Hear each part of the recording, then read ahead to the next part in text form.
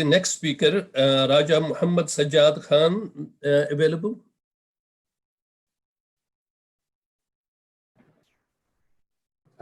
Could you hear me? Yes, I can. Okay, yes, I am available. Thank you. Let me introduce you then. Your topic today is Kashmir and international armed conflict with international law dimension. He is the chief editor of Kashmir Today in Azad Kashmir and director of Jammu and Kashmir Liberation Cell. Raja Muhammad Sajjad Khan Sahab. You can go ahead. Bismillahirrahmanirrahim. Thanks Faculty of Letters, Istanbul University and Professor Dr. Halil Tokar for organizing this international conference and providing me an opportunity to share my views. As said, my paper will be limited to 3 legal frameworks: occupation, the war of national liberation, and international armed conflict in the international humanitarian law context. The most important thing in legal warfare is the correct use of war and phrases related to the conflict. The word Indian occupied Jammu and Kashmir is the only relevant word instead of using administrated or controlled. By using the wrong and irrelevant words, we usually change the real dimension of the case. Historically and legally, the area under the territorial jurisdiction of India is occupied. When we say that the area of the former state of Jammu and Kashmir is under occupation, then the question could be raised about the status of the area under the jurisdiction of Pakistan. The areas under the management of Pakistan are administrative. The Constitution of Pakistan is very clear about this. The Article 257 of the Constitution provides, when the people of the state of Jammu and Kashmir decide to accede to Pakistan, the relationship between Pakistan and that state shall be determined in accordance with the wishes of the people of that state. Pakistan had not merged Kashmir into its mainland and considered the whole state as a disputed territory. Pakistan always demanded the implementation of UN resolutions on Kashmir and is ready for a fair and free plebiscite. The administrative affairs of Gilgit-Baltistan and some subjects about Azad Jammu and Kashmir were handed over to government of Pakistan through the Karachi Agreement of 1949 and the Constitution of Azad Jammu and Kashmir. When we analyze the legal and historical position of occupied Jammu and Kashmir, it is evident that India had forcefully occupied this area without the consent of the people. Initially, Indian leadership made promises for the free and fair plebiscite, but later on they started to claim it as their integral part. A special provision, Article 370, was incorporated in the Constitution of India, which was providing special status to Indian occupied Jammu and Kashmir. Although this article was not according to the will and wishes of the people, however, through this article, their identity and rights and the property were saved. But on 9th August 2019, India abrogated this article. The status of the state was reduced into a union territory, divided into 2 parts, and Article 335A was revoked to change the demography of occupied Kashmir, which is a clear violation of United Nations Security Council Resolution number 91 of 1951, 122 of 1957, and international law. In international law perspective, Kashmir issue is the issue of the right to self-determination of indigenous people of Kashmir. The issue is the unfinished agenda of decolonization and the partition plan of the subcontinent. The moment in Kashmir is the war of national liberation. The international law of occupation was initially developed by the Hague Convention of 1899 and 1907. Hague regulations are binding on all states, whether or not they are contracting parties to the Hague Convention.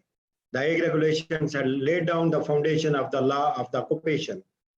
The law of occupation was further developed by the 4 conventions of the protection of war victims as adopted in Geneva in 1949.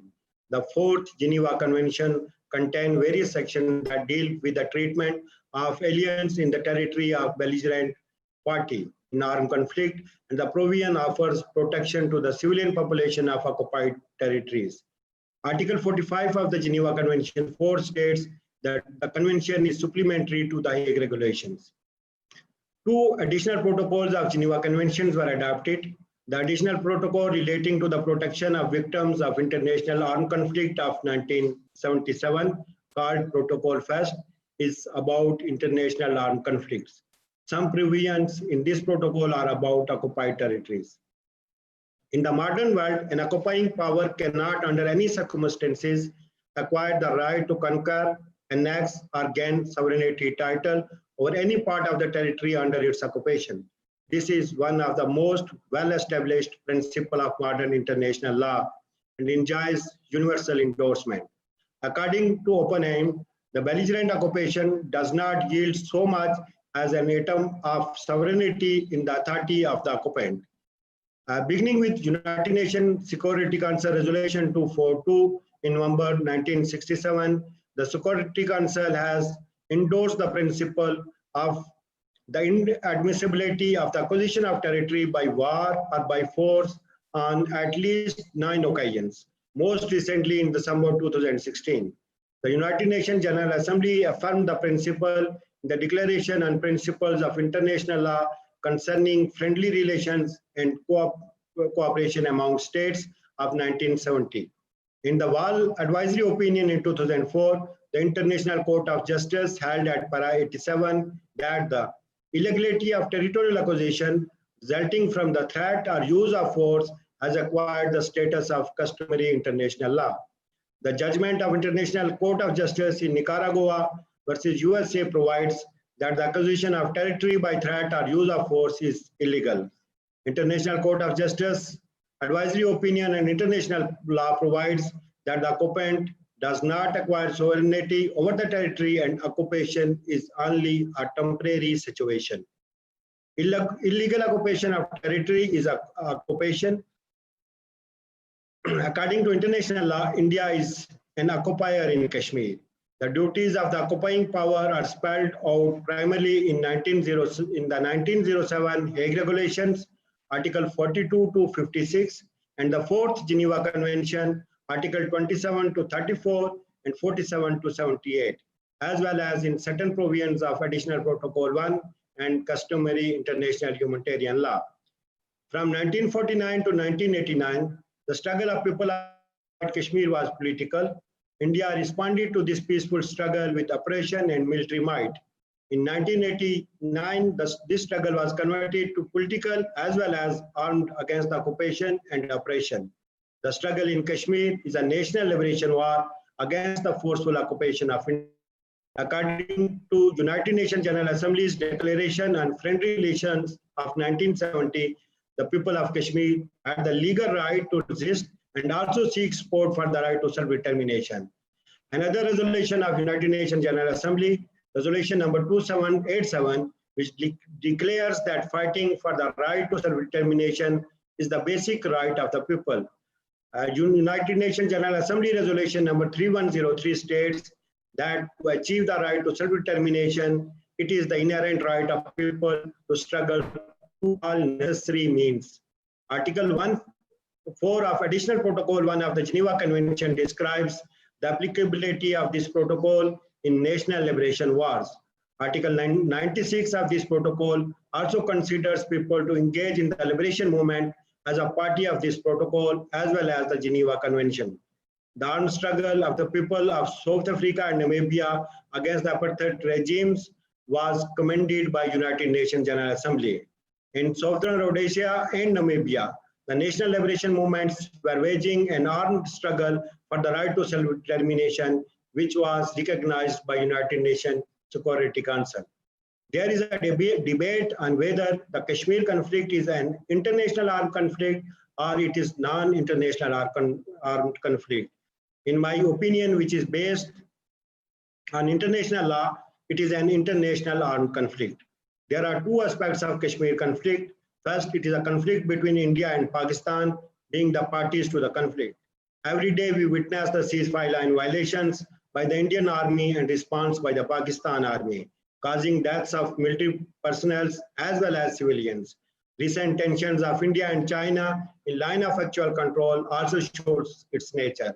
as the International Criminal Tribunal for the former Yugoslavia determined in the case of the prosecutor versus Daško Tadić, even minor instance of armed violence, such as an individual border incident or capture of a single prisoner, may suffice to cross the threshold for international humanitarian law to apply. In this context, it is an international armed conflict. The second context is the liberation struggle in the Indian occupied Jammu and Kashmir.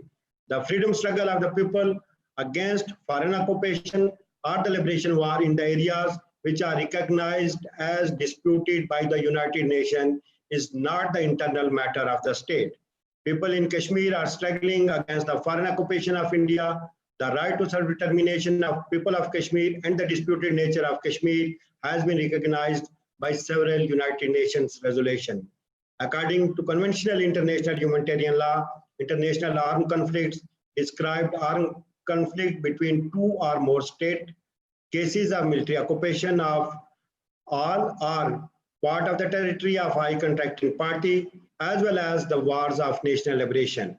The definition of Common Article 2 covers cases of declared war as well as any armed conflict where the state of war has not been recognized. Since 1949, the application of international humanitarian law is no longer dependent on the formalism of a war declaration or the recognition of the state of belligerency by one of the concerned states.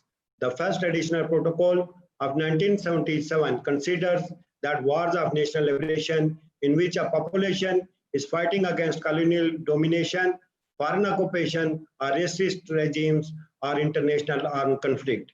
In general, this is also the case for war resulting from people's attempt to exercise their right to self-determination. This protocol also extends the definition of combatants and included freedom fighters in the definition of prisoners of war. In some unavoidable circumstances, combatants can also participate in a war without a uniform. Hence, the guerrilla war got legal backing. United Nations General Assembly Resolution 3103 of 12 December 1973 also provides that the armed conflicts involving the struggle of people against colonial and racial domination and racist regimes are to be regarded as international armed conflict. International Court of Justice, in an advisory opinion in the Walz case, declared that the 4th Geneva Convention is applicable in armed conflict whether it is a recognized state of war or not, and occupation will be considered as a state of war even if there is no resistance. Hence, according to international law and jurisprudence, Kashmir conflict is an international armed conflict. I shall conclude with some suggestion. First, we should invoke legal mechanism available in international humanitarian law and devise a complete, well-planned and workable strategy. Second, we should discuss the state of Jammu and Kashmir in toto, not in parts, and we should utilize Government of Azad Jammu and Kashmir as a government of base camp and representative government of the whole state. Number third, we should also work for the representation of Kashmiris like the PLO at international and regional forums. And last, there is a need for coordination among scholars and academia from Indian occupied Jammu and Kashmir, Azad Jammu and Kashmir, Kashmiri diaspora, and the non-Kashmiris who are working on Kashmir. Thank you very much.